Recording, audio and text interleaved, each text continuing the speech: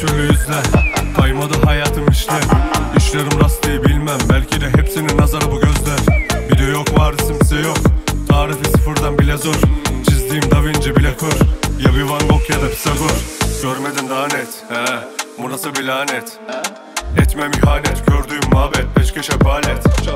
Kalmadın daha net, hepsini payet. Acıma yok affet, koyduğum kimseyi alamadım kale.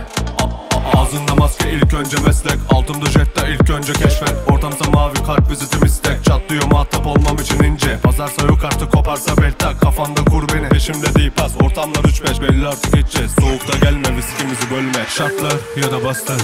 Benzin yetmez gazlar. Şartlar yine zorlar. Sil diyen boş sinek avlar. Yatlar kodamanlar. Şaşmaz yine bugün zarlar.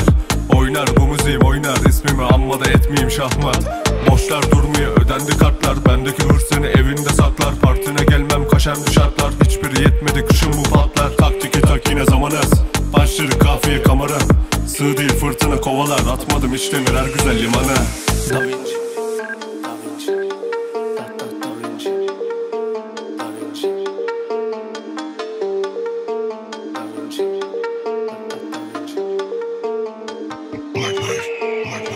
Da Vinci, Da Vinci. Benimle çok eser kalın ki. Da Vinci değilim Da Vinci.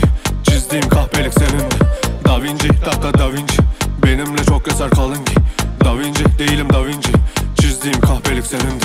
Almayayım efkar, avcıyız hep bak. Duygu ve hissiyat sadece reklam. Fazlası patlar sendeki tatlar. Ne olacak halimiz isterim enkaz. Yar olamam yine taarruzu kalbine. Seyredip bitecek ön locadan bir de. Sabrımı sınadın, duyduğun hep laf. Tavrımı kınadın, gördüğün hep taş.